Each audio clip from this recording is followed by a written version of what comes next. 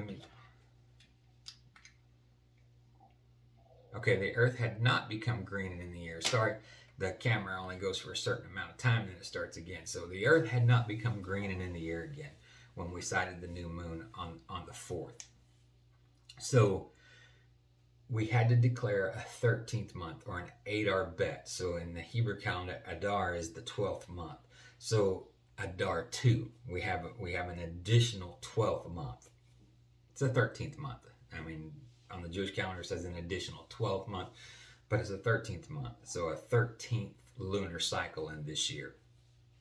So now, because we do have things to calculate the new moon, and the new moon this month should be sighted on April the 2nd, I believe, is when I was looking at it.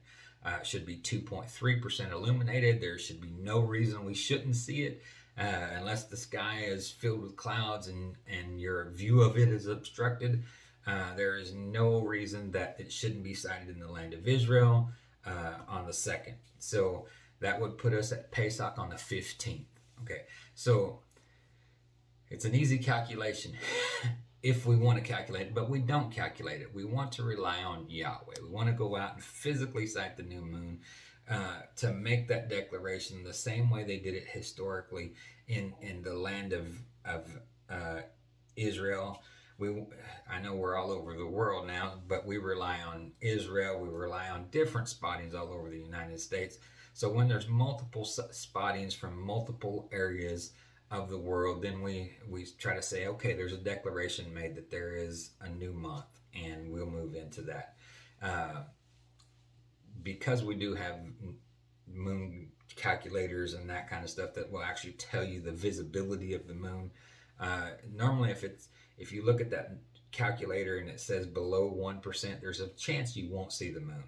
But if it's 1.5% or greater in the land of Israel, then it's almost 100% certain that moon will be spotted that night if the visibility is 1.5% or greater. Okay, that's just a small sliver. So while we don't rely on man's calculations, that's a good way for those who maybe forgot and didn't go out and view it, because sometimes the moon's just barely in the sky for 45 minutes or an hour, and then it's gone. And if you missed that window, you didn't get to see it. Now, there's other factors in Judaism. If you want to read Talmud or Mishnah and you start talking about the 3 stars, and you can't declare the new moon even if you did see the sliver, if there wasn't 3 stars in the sky before the moon set over the horizon. I mean, I don't want to confuse you with all that stuff, okay? It's so simple. Again, it's so simple that he said a child should not err in his ways. So when the earth becomes green and in the year, starts coming alive again, we look for the first sliver. When we look for the first sliver, that marks the head of the year. Just like he said in Exodus 12, that begins the year. We look for the moon because he said it in Deuteronomy 16. We look narrowly for the moon in the month of the Aviv. Now, there's a different word for the word moon in different places when it's specifically talking about that. Okay, we can talk about that at another time. But when we apply the historical significance to when Yeshua was here, through Philo, through Encyclopedia Judaica, and other resources as well. I mean, we don't want to go into all of that, but all of the historical records point to the moon, the Sabbath, everything being observed the exact same way we were talking about it right now during Yeshua's time, and he never rebuked anybody. So if we truly want to be like him, then let's just do what was being done at that time. And if we're wrong, he'll correct us when he comes back. I mean, as long as we're doing it to the best of our ability, to the best of our knowledge, Yahweh will correct us when he comes back. That's his job. We're his children. We servants in his kingdom. We're not trying to make him a servant in ours. So if we need to be corrected, let's allow him to do that and quit fighting over this kind of stuff. This stuff is nonsense. I mean, we see families being divided by it, close brothers being divided by it. It's just something that shouldn't be done. but yet we see it happening over and over and over again. So be blessed.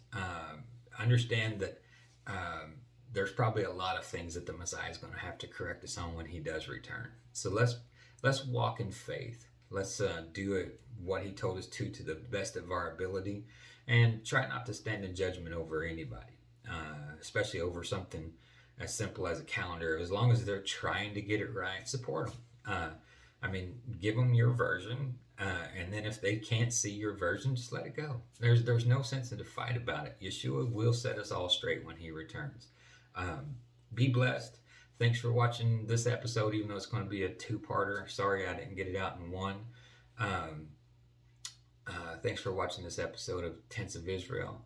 I hope this has helped you. If you have questions, let me know. Maybe we'll address them in another video. Thank you very much. Be blessed, and we'll see you next time in the Tents of Israel.